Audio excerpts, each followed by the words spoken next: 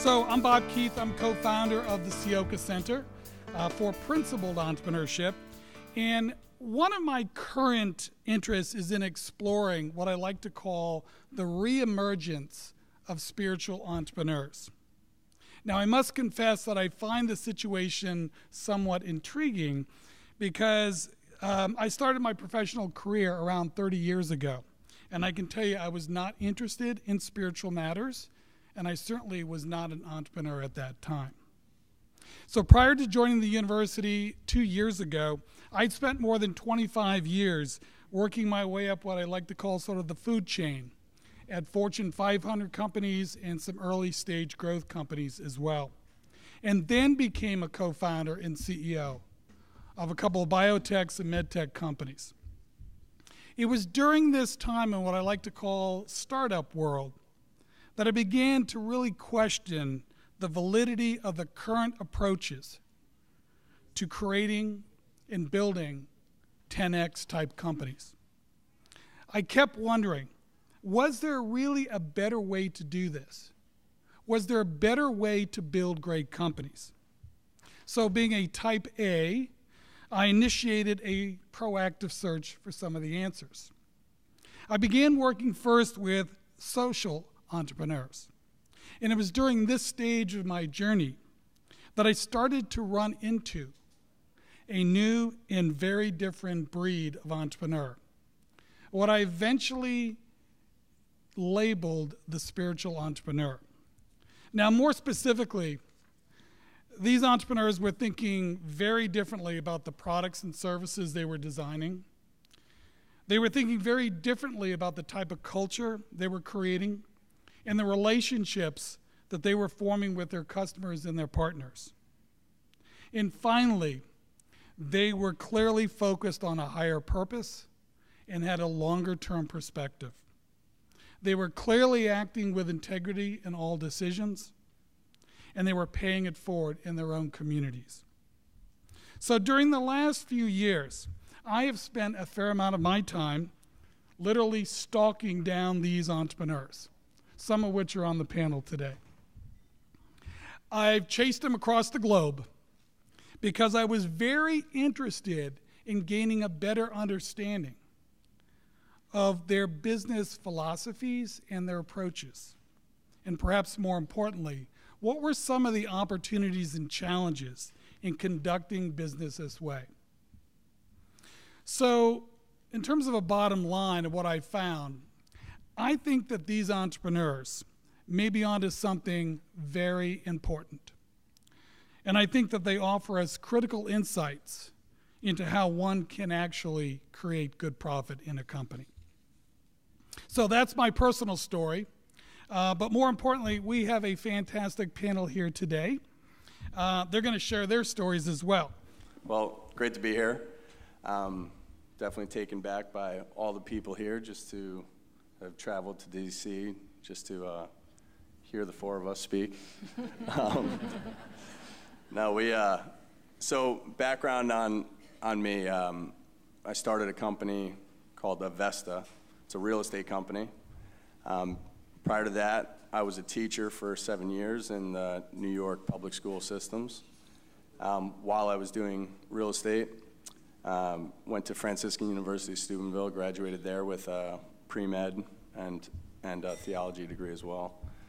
So doesn't really seem like a linear path, but it actually is because of the purpose behind it. I've always been focused on purpose, and I wanted my life to have an impact, and I wanted to glorify God through what I was doing, and to hopefully lead other people toward truth, as I was formed in my foundation through my father and mother and sister, and then reinforced at Franciscan. So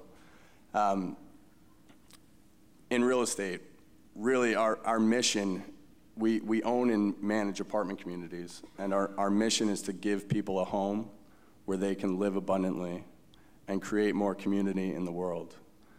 So, live abundantly, create more community. These are things I discovered over time, in doing this, originally my intent was for passive income to support my family as a teacher in New York, my wife and now 5 children.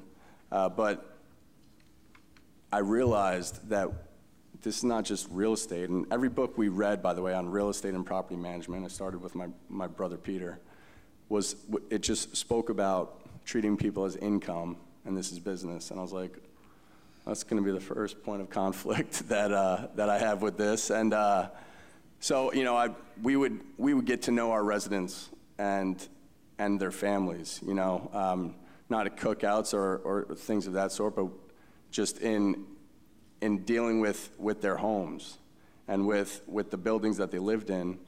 We got to know them and we took interest in them, and that was just, it gave more purpose into doing those things, not just collecting rent. And over time, I realized this actually has changed their behavior.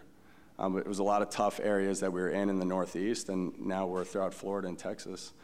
And it really, just acknowledging people's dignity and kind of glorifying them through our service, it enabled them to really take ownership of where they lived. And now it wasn't just someone else's place that they lived in, but it was their home. And we were acknowledging their families. And, it just gave them an incrementally more greater sense of pride. And, I think, it's doing small things with great love. So we really focus on that and have a major focus on our hiring to hire people that really believe that and are seeking fulfillment in their careers. And, because of that, we've created a team that is motivated by that and can deliver that service and can innovate with us and help co-create what it is we're building. And that leads people to a sense of fulfillment, and then can provide that service then to our communities, the families that live there. And the family is the basic unit of society. And if we can impact family, we can impact society. So that's the heart behind what we're doing, and I guess how I ended up here. Okay. So, Thank you. Thank you. Good afternoon. Pleasure to be with you all. I am Jennifer Baugh, the founder and executive director of Young Catholic Professionals, and we're a rapidly growing organization of young Catholics across the nation. So Koch in his book says, the greatest gift we can receive and pass on is the opportunity to find and pursue our passion, and in doing so, to make a difference by helping others improve their lives. And we exist to do just that. So we are a 501c3 nonprofit organization that encourages young professionals in every profession to work in witness for Christ. So our target audience is young adults in their 20s and 30s who are highly motivated to achieve personal and professional success. And they're also seeking this greater understanding of their Catholic faith and their identity. So as I mentioned, our slogan is working in witness for Christ, and we want to focus on doing that in our professional careers, but that can only be achieved if we're prepared to do that in every moment of our lives. And I can confirm from my experience with young Catholic professionals that so many young people who call themselves Catholic don't in fact know what they believe, and they don't have the confidence to witness to their faith publicly. So I always share an example of a young neurosurgeon who was totally detached from his faith and who, because of YCP, made a total 180. Basically, he said in school, in medical school, he was taught that you're not supposed to broach the topic of faith with patients. But now everyone in the office knows he's Catholic. He comes in late some mornings because he's at Mass. But most importantly, he shares his faith with his patients, especially the terminally ill, to help them understand the promise of eternal life. And he said it's given him such a deeper connection with his patients and his families. So this is all through the power of witness. This is why our work is so vital. So we have an executive speaker series, which in our chapters nationwide draw an average of 200 young adults every month. We have networking happy hours, which is a great stepping stone to draw in those fallen away Catholics. We have panel discussions on virtues, executive mentorship, spiritual direction, career counseling, a national member conference that we just hosted this past weekend in Dallas. So it's very rich, and the ultimate goal is to help these young people grow to a higher standard of virtue. So we've grown so much to the point that we're no longer a Dallas-based ministry. We actually have 16 chapters across the nation. We just launched in Detroit with 400 young professionals in attendance at the kickoff reception. So there's really a great sense that there's something wonderful in our midst. And so in reflecting on the book, Koch talks about vision. He said that we can't have long-term success if we just focus on short-term gain. And it's the same with our church. We can't be so focused on the here and the now. We have to be thinking of the next generation of leaders for our church. So Young Catholic Professionals was inspired by a quote by Pope Emeritus Benedict when he came to the United States and spoke to the bishops. He said, "No one can ignore the genuine difficulties which our church encounters at the present moment. Yet in faith, we can take heart from the promise offered by a new generation of Catholics whose experience and convictions would have a decisive role in renewing the church's presence in society." So we are those new generation of business leaders. We're those new generations of parents who are going to bring up the next generation of religious. We're the next generation of board members for our Catholic schools. But most importantly, we're the next generation of people like yourselves witnessing to the faith. So really that is how we're fostering this next generation. He talks about creative destruction, that a firm must innovate at least as quickly as its most effective competitor. And right now, our competitor are those proponents of secularism and moral relativism. So we as an organization have to be innovating even more quickly than they are. So it's deeply embedded into our organization. In terms of how we encourage our chapter leaders to think, we actually encourage these volunteers to almost think of this as running a mini business in their city, in their diocese. So we give them a lot of ownership to do that. And then in terms of our members across the country, we expose them to entrepreneurs and we challenge them to think about how they witness in the workplace differently and to think about how they can contribute to their work in a different manner. Koch also talks about virtue, and virtue is essential. We have, as I mentioned, panel discussions on virtues where we focus on humility in the workplace, prudence, etc. We also train our chapter leaders to run their chapters with great attention to the care of the resources. Koch mentioned that we're supposed to provide value, but to do so using the least amount of resources. And so we challenge our chapter leaders to be extremely lean in the way that they run their chapters and reach a lot of people doing so.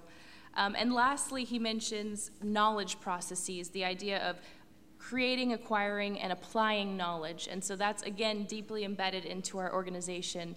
We have a chapter dashboard where we track all of the metrics from our chapters, both qualitative and quantitative, so that these chapter leaders can analyze how they're doing and set a goal for where they're planning to go in the future. It also allows us to collect valuable information about dioceses across the country. We have 16 chapters now, so we're really learning a great deal about how to reach young people across the church.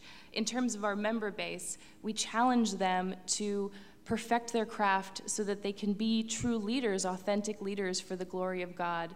That is ultimately what we're seeking to do. So I look forward to speaking with you more. Thank you.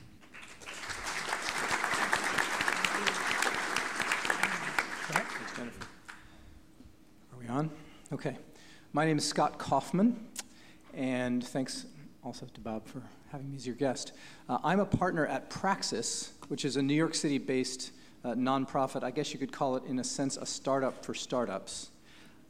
We are an organization that works with founders in the early stages of their businesses and nonprofits. And we specifically focus on something we call redemptive entrepreneurship. I'm thinking now today that maybe that's just because all the other adjectives were taken. We mean something very thick by that, but it's very much in alignment with what we've been talking about here. So here's how we go about it. We run accelerator programs for founders who are in growth stage businesses and nonprofits, separate cohorts, 12 each year. And with those high capacity leaders who are looking to scale their business or looking to scale their nonprofit, they're all people of very committed faith. In the praxis world, almost all of us are in the Protestant tradition, and they're seeking to bring their faith more substantially and more fully into what they do. So we work with them, as all accelerators do in the startup world, on things that are going to help make their business or their nonprofit grow. So we work on strategy and marketing and board and give them access to capital and access to networks and so forth. But we also have a significant investment, probably even bigger than that, on the spiritual and imaginative formation of these founders. Now, why is that? I would actually go to the question of the subtitle of the conference. Can a profitable business be a force for good? We start from the point of view that absolutely the answer is yes, although that is not always the case. So it takes both intention and execution for that to actually be the case in real life. So one of the things we've noticed about startups is this. In this age of entrepreneurship, pound for pound, probably the kind of organization that can do the most good for the world is a startup. Why? First, because of the era we're living in, technology, globalization, and so on, an organization can get really big and have an enormous impact on a lot of people's lives really fast, using a relatively small amount of capital if you look back to the inception of the venture. So there's an enormous amount of cultural power in ventures, in startups right now, both on the nonprofit and business side. And also, in your early years of a venture, there's no other time in which the worldview, character, temperament, and imagination of the founding team has such a huge influence on what actually happens in the venture. Because after years go by and generations go by, it's much harder to move the ship. So what you have is these extraordinarily high-impact organizations that are really coming out of the imagination of a very small group of people. And that is both an amazing opportunity and terrifying. So we often say that the future of culture depends on the worldview of the next generation of entrepreneurs and creatives and innovators. So that's where we work. We work with founders on, first, what we call their script, which is, whose glory am I in this entrepreneurship world for? Because as a couple of other people had said, including Europe, the script that the world gives founders about how awesome they are to be blessing the world with their awesomeness and to pursue a profit and wealth, not profit, but pursue personal wealth and prestige and power is actually a very seductive script. So we work with people going back to Scripture and going back to their identity in Christ and working with them on that script. And working with them also on their imagination for what they're trying to do out there in the world. So after 6 years or so, we've got about 120 ventures, businesses and nonprofits that we've worked with, and that has created not only a large database, if you will, of understanding what makes young founders tick, but we have a community around them that really is committed to helping them continue to create ventures that are uncommonly virtuous in the way that they operate and uncommonly God-honoring and restorative in the way that they bring products and services out into the world. So it's a lot of fun to be around that community and to support them and to see them support each other. Okay, thank you.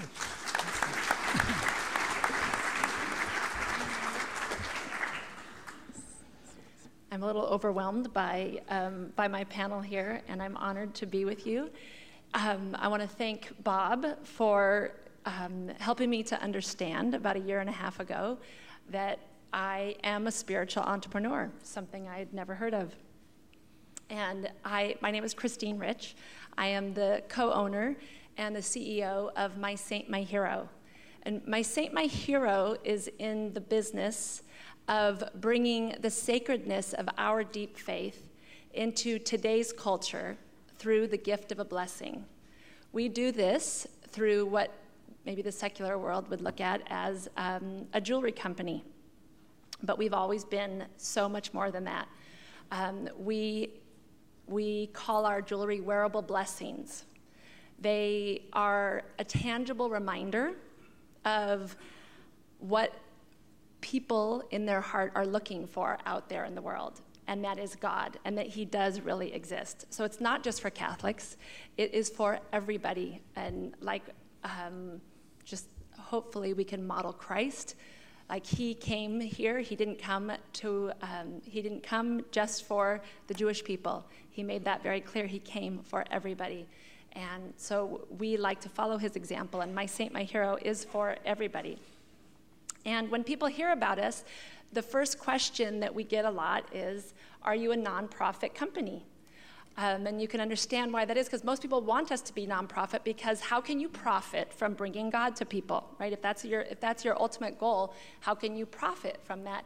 And that, I believe, is where the good prophet came to us, even though, again, like Mr. Nardelli said, we had no idea that we were using these principles when we started.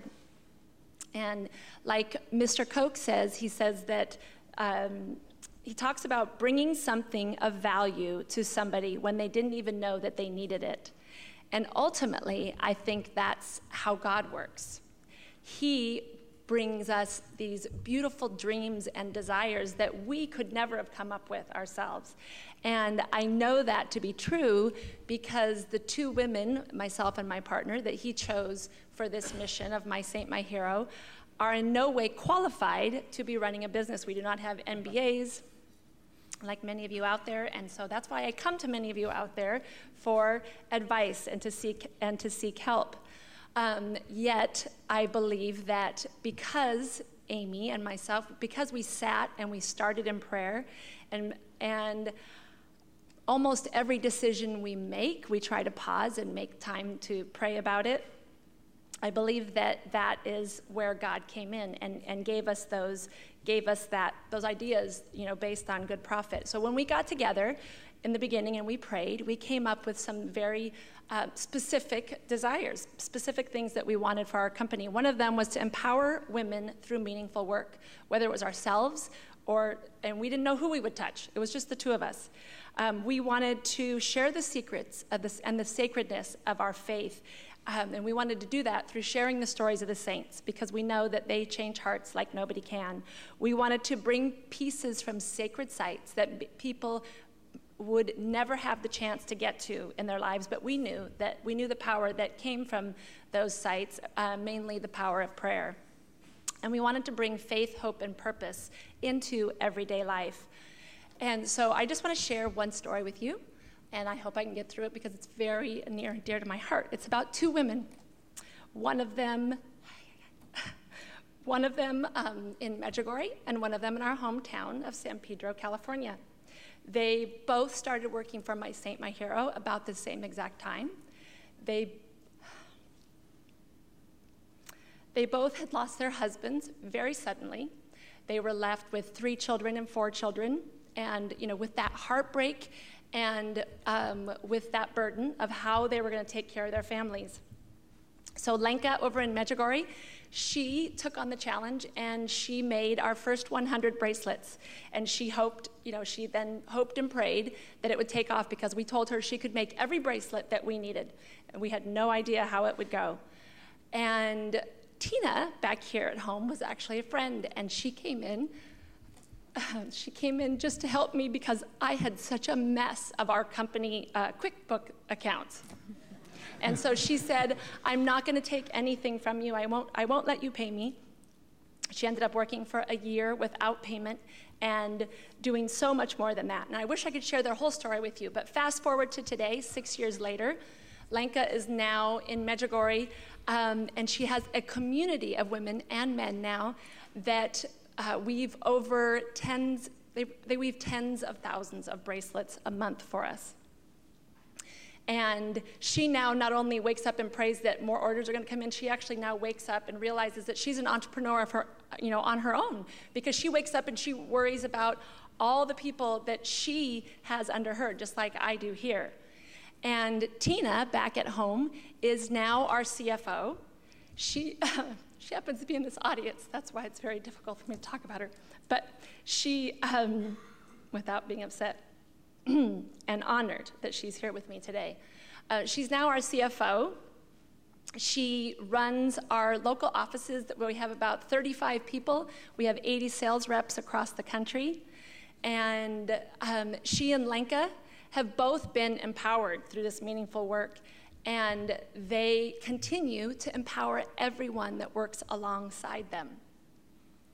And in the Catechism of the Catholic Church, we're reminded that every single person on this earth was created to be a blessing. And in turn, now it's our job to be a blessing to others. And My Saint, My Hero provides a way of doing this. And we receive stories every day. We have since the beginning. And we receive stories of how they've changed the hearts. We receive stories from television and movie stars. We receive stories from religious and priests. We receive stories from our own family of how their hearts have been changed. And it is truly my honor if at any point I hear that My Saint, My Hero is being described as a force for good. And personally, my ultimate goal would be to have the description that we are a force for God. Okay, thank you, thank you.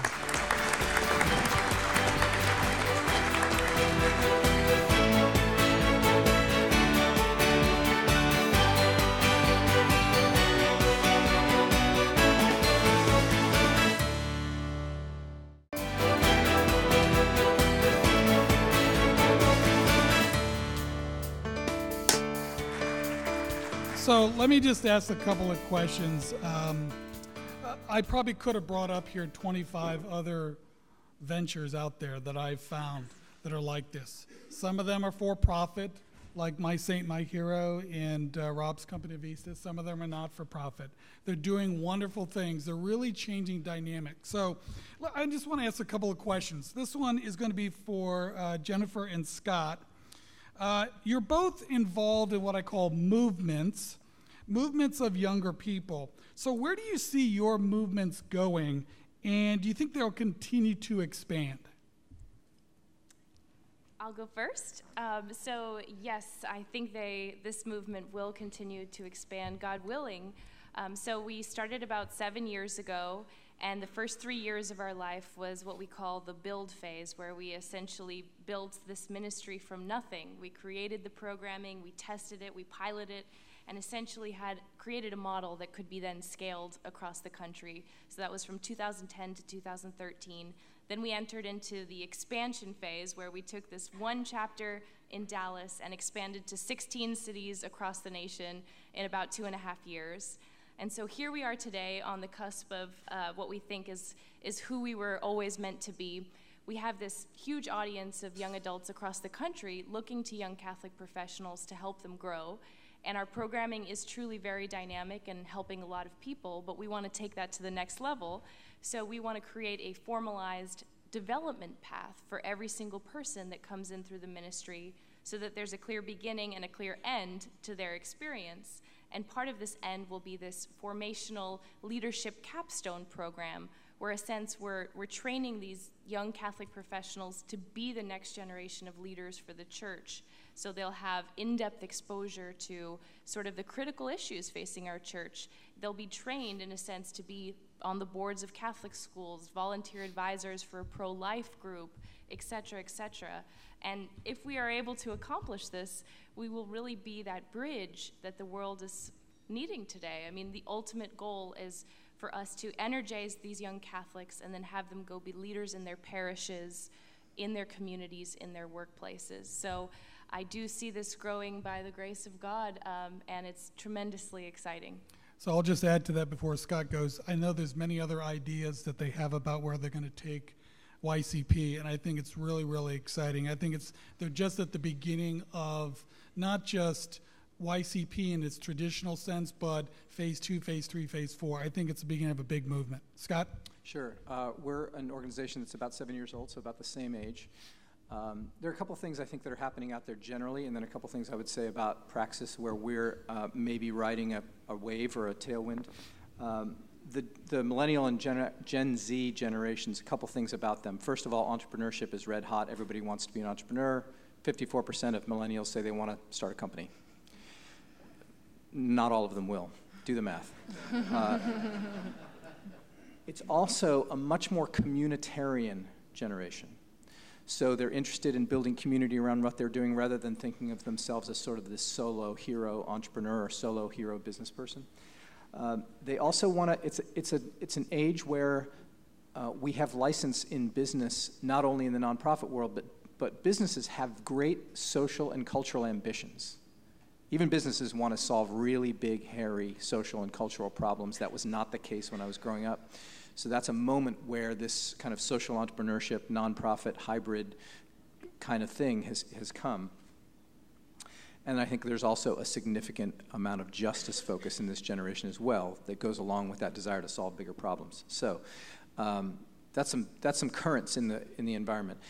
One thing I didn't mention in my opening remarks that actually is what connects us to Bob is that we, whenever you start talking about worldview, you wind up realizing that you were talking to the wrong people and you need to go about 15 years earlier. So we actually created something we call Praxis Academy, which brings these same ideas that we work with founders on into the university. So entrepreneurship programs at universities are exploding, and so we actually have 2 programs that run every summer that together about over 200 people get involved in, and really what we're doing there is helping them think about vocation and how what problems do they want to solve and how they think about their vocation in terms of creatives and innovators and potential entrepreneurs. You can see the master strategy for us is that as we develop more, as we have more people go through our accelerators, so we have more ventures that have actually been launched out into the world that we've helped, you have this next generation coming up who are not only starting their own ventures, but providing a talent pool for all those ventures that we helped start in the first place. So there's this sense of where the community begins to stitch itself together, where you have essentially a talent pool that is like-minded from across generations to work in these entrepreneurial ecosystems. And for us, that means a lot of growth, and it means not only ventures going out into the world, but these ideas as well. Great, thank you. So I can tell you that I did go to Praxis Academy this past summer.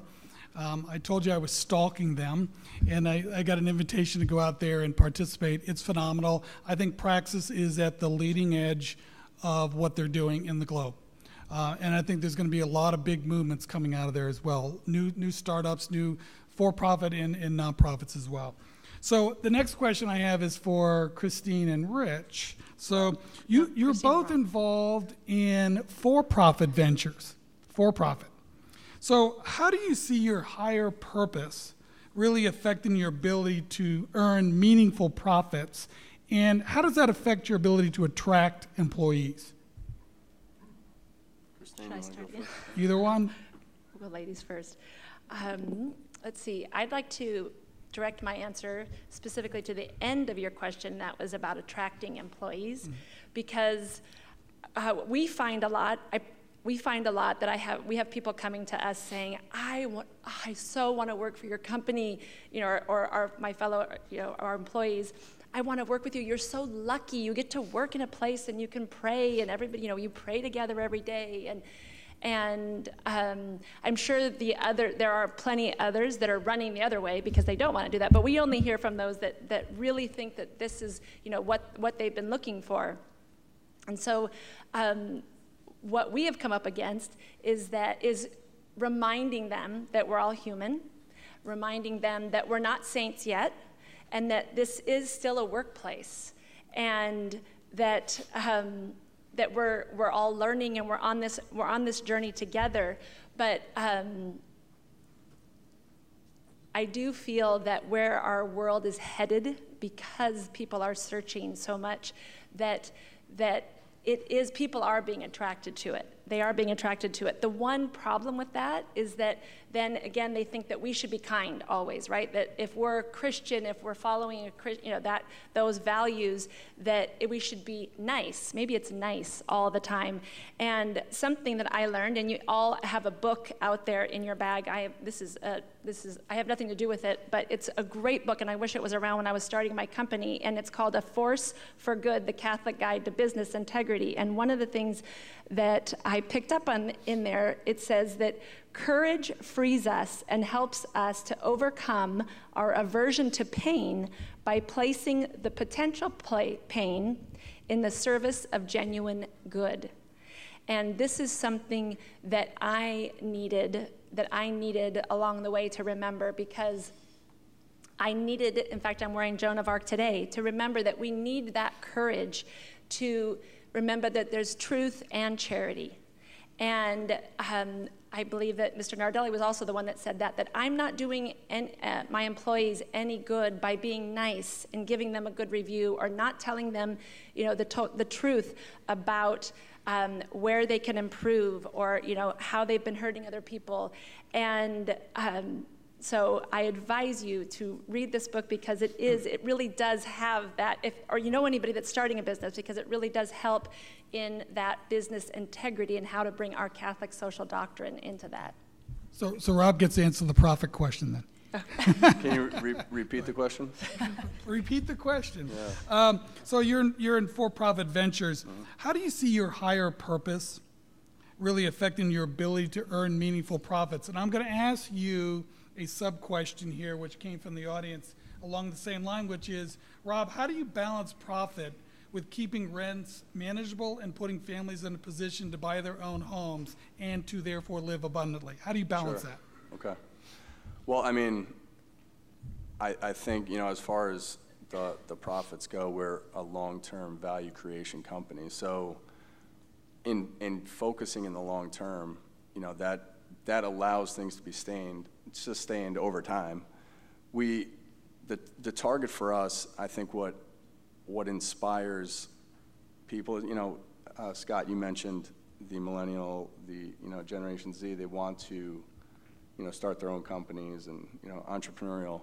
I think underneath it all, they have a desire to co-create, and if you give people autonomy in your organizations and structure around that autonomy, that allows them to co-create and to feel a part of building a company. It kind of taps into their entrepreneurial spirit. And, in doing that, you have to be focused on others. Good Prophet, Koch says this throughout his book. It's being focused on others and being focused on the customer and each other. The focus on the customer and driving that service is what keeps you in business, because what keeps you in business really is your customer. People vote with their feet. So providing that service that they're going to want to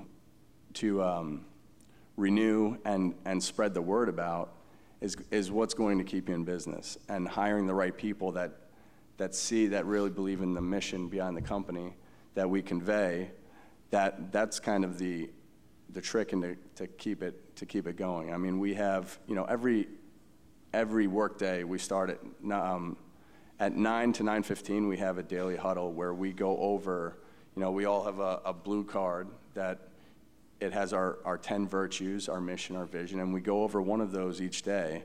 And it's to refocus everyone on the why, behind why they're here, and it keeps our eyes focused on the vision. And that keeps us on the same page. It'll prevent mission drift over time, which happens to the majority of companies, and it keeps that inspiration and that fulfillment, that the original reason that people came on board initially, it keeps them going.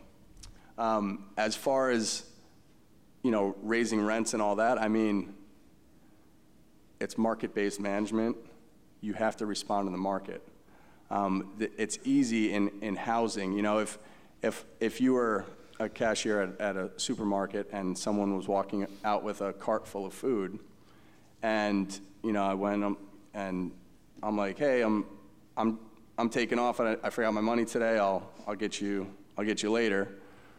What do we call that? Everyone calls it stealing, right?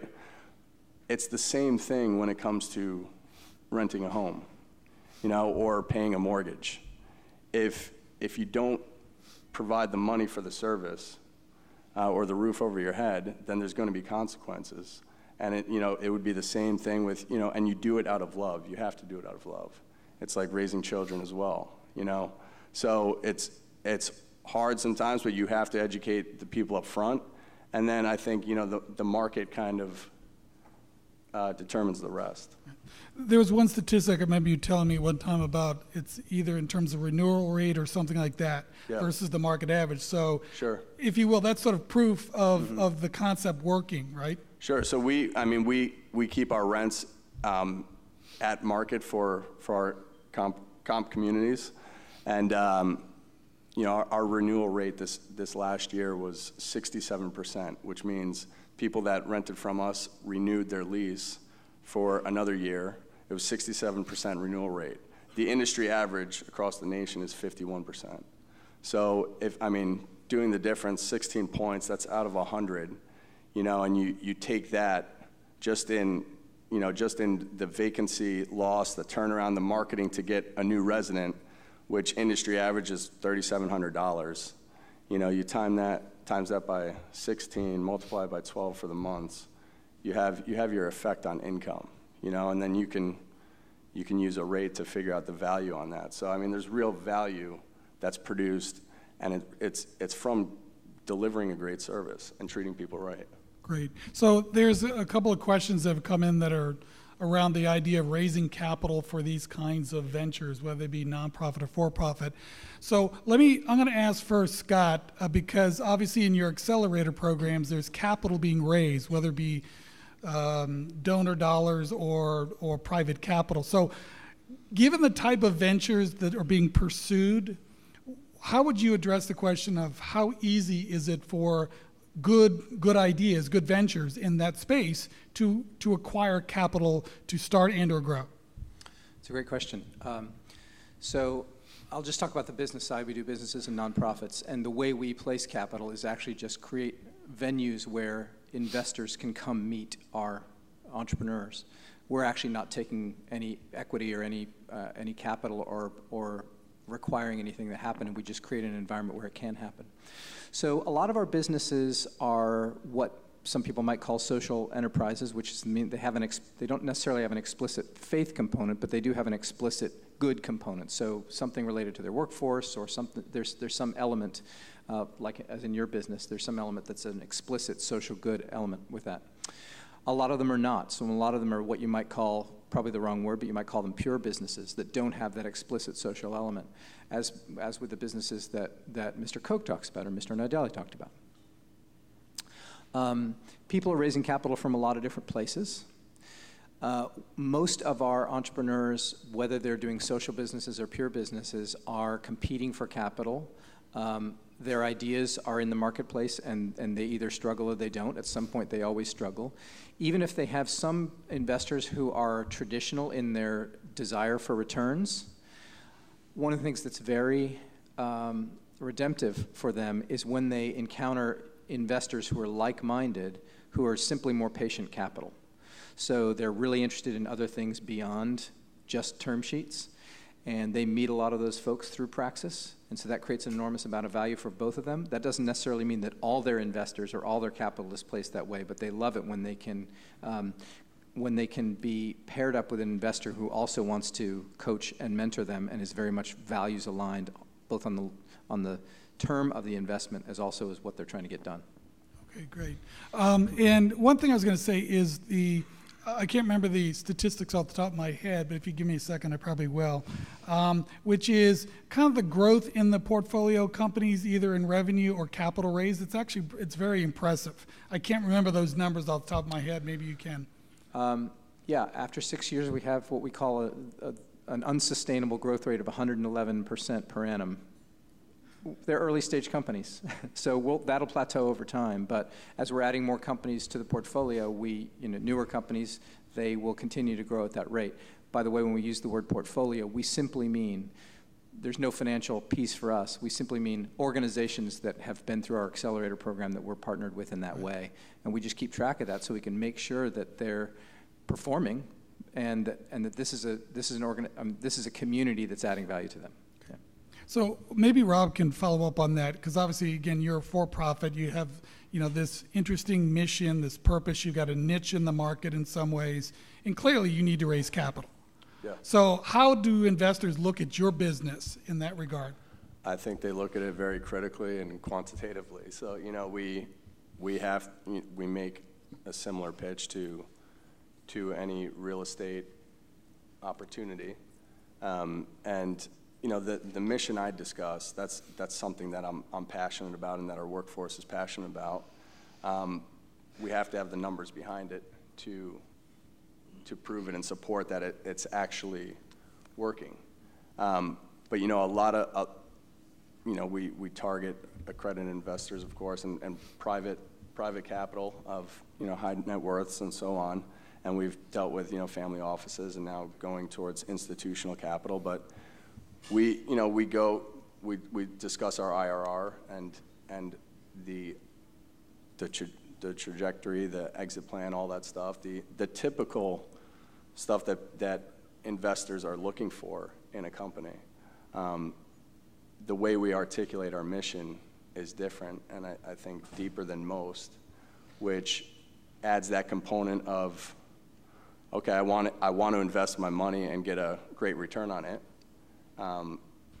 and I also want to be giving to a great cause. I want my money to be doing good as well. So it hits on both of those components, you know.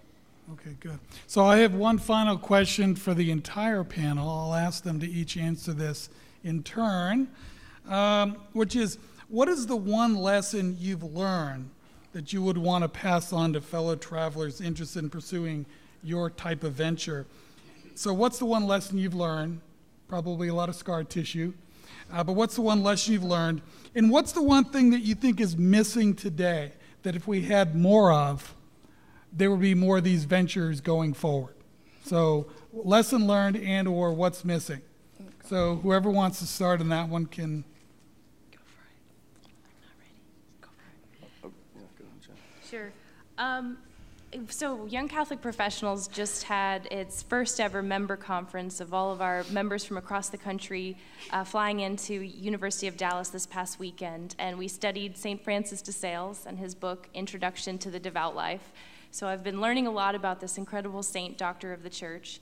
And what I learned is also he had an incredible moment of anguish in his life where he questioned his salvation. He attended a theological talk on predestination and was convinced he was damned to hell and was bedridden for 2 years, just unbelievable despair. But he mustered up the strength to go to the statue of Our Lady of Good Deliverance and pray the Memorare, and that was the turning point of his life, the moment he decided to commit his life to God. And it was through that moment and experience of trial that taught him to be gentle. He's known as the gentleman saint. And so I think for us on the front lines, we have to remember to persevere and to use these trials as an opportunity to offer our work for something greater, for a greater mission. Our patron with St. Joseph the Worker, our patron for YCP is St. Joseph the Worker, and there's a prayer that we say at the end of our events that says, St. Joseph, teach us when our work is burdensome to offer it to God in reparation for my sins and the sins of the world. So I think it's, I've learned about perseverance, about patience, about, using these trials to be more compassionate and hopefully more gentle. And I think the one lesson or one thing I think that's missing is that we can't all be entrepreneurs. We can't all start new companies. And there's a certain willfulness, I think, in the world today, and I think what's missing is just a docility to the Holy Spirit and an openness to whatever He has planned for our lives. And when we're surrender and when we're open, that's when the horizons are full of possibilities, and that's when our creativity is flowing. So I think it's a real call to prayer, a call to silence, like the beautiful music we had at Mass today, be still and know that I'm God, and really recommit ourselves to knowing our faith. I think that's what the world needs. Okay, thank you. Ditto. I used this word before, but the lesson learned for us is community. We started out offering a service where we would surround people with mentors and give them a lot of expertise and give them access to capital. And a lot of people come in thinking that that's what they're going to get. For us, what has been most extraordinary for them to get, what they say is the greatest value is actually a like-minded community of people who are going to hold them accountable to what they've said they're going to do. Entrepreneurship, the startup journey is extraordinarily lonesome and difficult and fraught with all kinds of opposition, spiritual and otherwise. And so for us, having a very thick community in various ways, as well as for them to be committed to community back home where they live in church, is the biggest lesson learned for us. As far as something that's missing, I guess it goes along with that, which is I'm a Presbyterian, so I don't know. I know my church world, my ecclesiology, and what it feels like in a church. I happen to be at a world-class, great church for this, what I'm about to talk about, but I know that probably what's missing is more of this, and that is a church that actually values creation and values the specific difficulty, values and wants to work with people on the specific difficulties and pressures of what it means to bring their faith into the world in the workplace. That's probably a cliche, but it's actually much easier said than done. And so church communities that are able to come around people who are doing very hard things and help give them a theological vision for what they're doing is pretty scarce. Great. Okay, so I think the thing that I have learned in business is that the thing that we have found are the two most important things for us are relationship and stories and telling stories. And just like that story today got me choked up, and it was my own story, telling a story, telling the stories of the saints, it does so much more than trying to teach or trying to sell or trying to advertise. And just like our patron saint of today, St. Francis said, go out and preach the gospel, and when you need to, use words. So we're all using words up here, but the words of a story are going to engage somebody and have them buy before you saying, buy this because it will do this. When they see how it works, that is the huge difference. And the thing that I do think is missing is prayer. And it takes a lot of courage. I have a company that's founded in prayer that is, we wear it on our sleeve. I mean, literally, we wear it on our sleeve. And it's still hard for me to come together with people that I don't know. It's hard for me to come together with my husband at night and actually have the courage to pray and to say it out loud. That's a crazy peer pressure with our own children, with our own. So I just encourage everybody to follow that instinct and do it. Pray. Hitting cleanup. Amen. Oh man, I mean, reading Good Prophet, there's so many things where I'm like, oh man, I wish I read this at the beginning of my career. I read it the first time a year and a half ago. I was like, man. And then before that, Science of Success, and just virtue over talent. Number one thing, hands down for me. Don't compromise on that. That will cost you way more than you could ever save on getting a cheap deal that is kind of like iffy, on whether it's a person or a company you're dealing with, vendor, a teammate.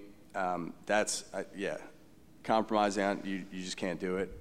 It sabotages your own culture, your own vision, and what it is you're striving for, because when you do that, it contradicts it.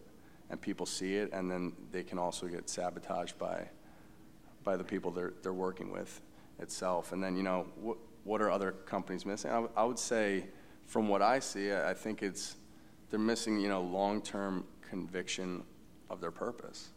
And when you lack conviction over time, you will change. You'll drift from it, and then, before you know it, you look back and you're a totally different company than you were. So that's my